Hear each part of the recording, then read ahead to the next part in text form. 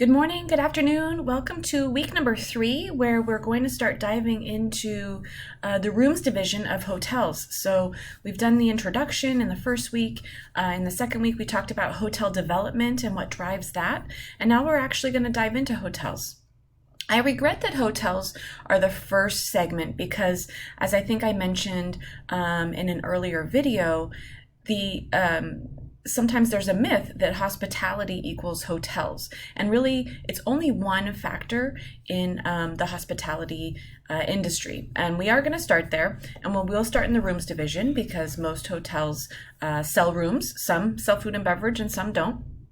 So as you can see on the screen, I do have an example of an organizational chart that could be deployed in some hotels. Now this is going to vary based on the style of service that the hotel provides, the size of the hotel, maybe even the location of the hotel.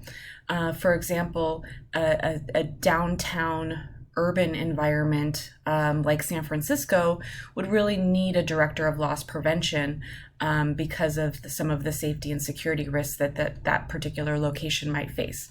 Whereas potentially, a smaller hotel in a less populated environment where there's potentially less crime, unhoused, things like that, maybe they have the loss prevention duties kind of fall on someone else and they don't have a dedicated director.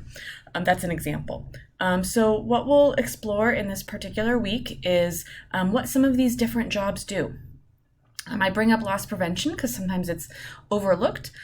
In some hotels, loss prevention can fall under this room operations category. In other places, it might be categorized a little bit differently.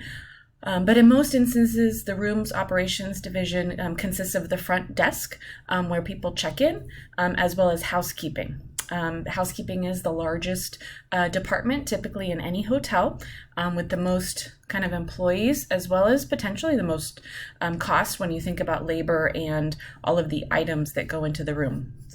So I hope you learn a lot about the rooms division, and please don't hesitate to reach out if you have any questions. And I look forward to seeing some of the discussions that we have this week around rooms division. Some of the videos are put there to be a little bit humorous, to highlight some of the don'ts that we should do at the front desk, as well as capturing some of the communication challenges that can come, and a wordless training video that's often used to be able to ensure that regardless of the language spoken, individuals in that department are able to understand the expectations.